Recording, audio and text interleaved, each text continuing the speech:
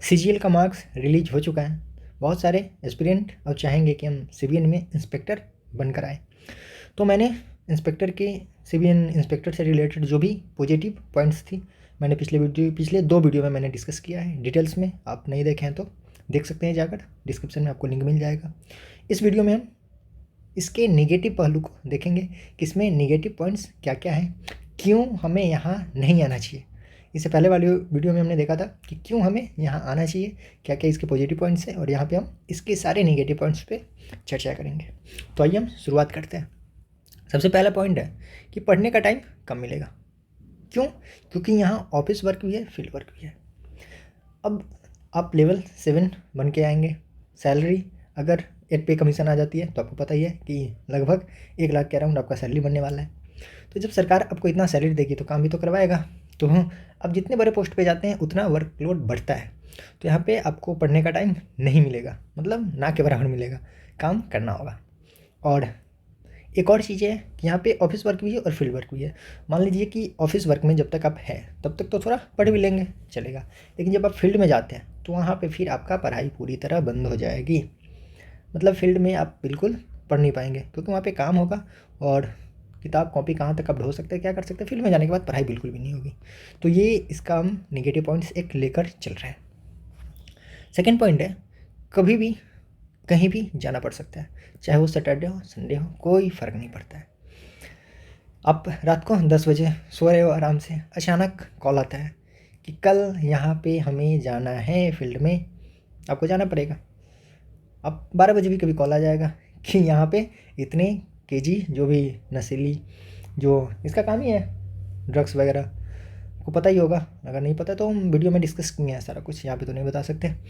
तो अगर कहीं पे कुछ जब्त वगैरह होता है तो वहाँ पे या जब्त करना होता है, रेट पे जाना होता है, तो कभी भी आपको कॉल आ सकता है, रात हो दिन हो, और आपको वहाँ पे जाना पड़ेगा, चाहे वो सैटरडे हो संडे हो। जब आप फील्ड में होते हैं तो वहाँ पे ना सैटरडे देखा जाता है, ना संडे देखा जाता है, ना होली देखा जाता है, और ना न्यू ईयर देखा जाता है कुछ नहीं देखा जाता है। अब होली के दिन भी फील्ड में होते हो तो आप काम भी कर रहे होते हो। यहाँ न्यू ईयर हो, कुछ भी हो, कोई भी फेस्टिवल, कुछ नहीं होता है। जब आप फील्ड में होते हो, काम कर रहे होते हो, तो काम ही करना है, बाकी कुछ नहीं देखना है। नो सैटरडे नो संडे, ठीक। तो ये एक थोड़ा निगेटिव पॉइंट इसका है। जैसे बाकी ये सो वगैरह देख लीजिए, वहाँ पे मंडे टू फ्राइडे बाकी रिलैक्स, कोई टेंशन नहीं। लेकिन यहाँ पे ऐसा नहीं है, टेंशन रहेगा थोड़ा बहुत। लेकिन ये नहीं है कि बहुत बड़ा रिस्क है, नॉर्मल चीज़ है, कुछ ज़्यादा इतना नहीं है, मज़ा आएगा, कुछ इतना नहीं है। यहाँ ट्रांसफ़र भी है, मतलब ये नहीं कि हर 2-4 साल में आप चाहो तो ट्रांसफ़र कर लो। ट्रांसफ़र है, लेकिन आप वही 8 से 10 साल में आपका जगह चेंज हो जाएगा। चेंज होगा तो होगा कहाँ, देख सकते हैं, यूपी, एमपी, राजस्थान, और एक दिल्ली को हम यूपी में ही रखे थे क्योंकि यहाँ पे जगह कम था। हाँ, तो यहीं आपका 4 स्टेट है, यूपी, एमपी, राजस्थान 3 स्टेट और एक दिल्ली। तो यहीं आपको पोस्टिंग मिलेगी। तो चेंज हो सकता है जब आप लखनऊ में 8-10 साल रह लो तो आपको ग्वालियर भेज दे, या वहाँ से नीमच भेज दे।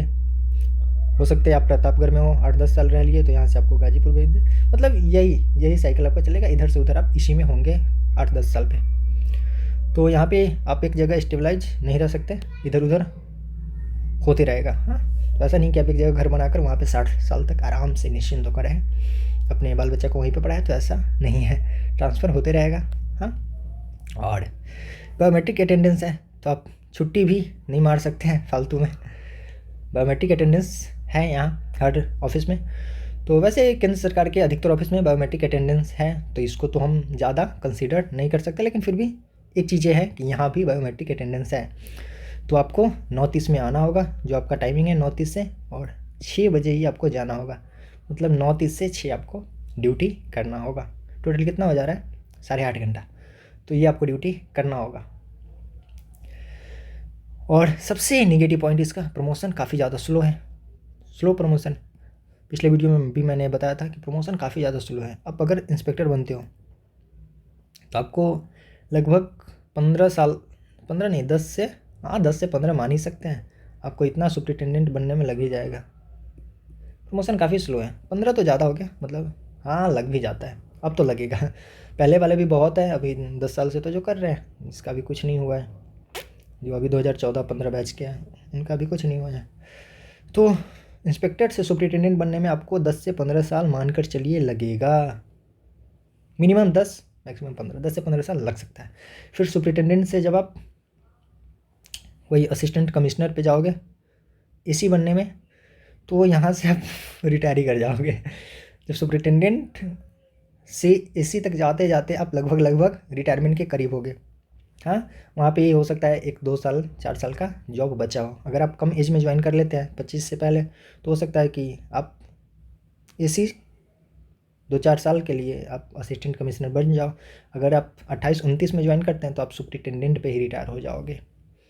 तो प्रमोशन बहुत ही ख़राब है। बाकी देख लीजिए, और भी ख़राब तो और जगह भी है, जीएसटी वगैरह में भी ख़राबी है, साउथ में थोड़ा बढ़िया है, लेकिन यहाँ भी बहुत ख़राब है। सुपरिटेंडेंट से असिस्टेंट कमिश्नर बनने में हो सकता है कि अब बन जाओ असिस्टेंट कमिश्नर, लेकिन अब ज़्यादा दिन के लिए नहीं बनोगे, 2 से 4 साल के लिए बनोगे। हाँ, अगर आप लेट ज्वाइन करते हो 28-29 साल में, तो वो भी ख़त्म, आप गए सुपरिटेंडेंट पे ही रिटायर। हाँ, आगे बात करते हैं सेफ स्कोर इसका क्या होगा। तो इतना नेगेटिव पॉइंट बताने के बाद भी इसके पॉजिटिव पॉइंट और भी ज़्यादा है। देखना है तो वही वीडियो देख लीजिए पूरा।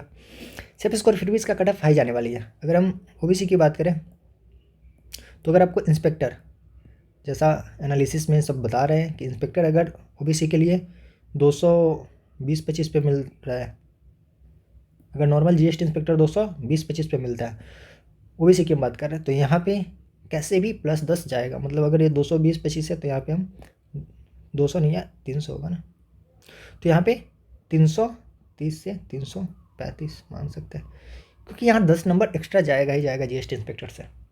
हाँ, यूआर की बात करें, इसमें 10 ऐड कर देंगे 330 है तो ये कितना हो जाएगा 340 है 345, लगभग इतना जा सकता है यहाँ, क्योंकि ये थोड़ा डिमांडिंग पोस्ट है। क्यों है वो तो आपको पॉजिटिव वाला वीडियो देखना होगा, यहाँ पे तो नेगेटिव पॉइंट डिस्कस कर रहे हैं।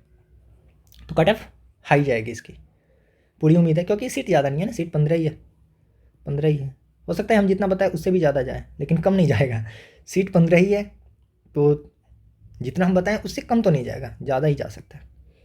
हाँ, आगे देखते हैं। पोस्टिंग वही पहले ही बताया कि आपका यूपी में लखनऊ, बाराबंकी, बरेली, गाजीपुर होगा, और एक ये दिल्ली को अलग रखे, दिल्ली में होगा। फिर एमपी में ग्वालियर, नीमच, मंदसौर, जावरा, गरोद। राजस्थान में कोटा, प्रतापगढ़, झालावाड़, भीलवाड़ा, चित्तौड़गढ़। हाँ, ये मेन है। इसके अलावा भी बहुत सारा छोटा छोटा ऑफिस है, जैसे राजस्थान में जयपुर में भी है, तो और छोटा छोटा बहुत सारा सेल डिवीज़न है राजस्थान में, एमपी में। मेन यही है। तो यही था नेगेटिव पॉइंट्स इसके।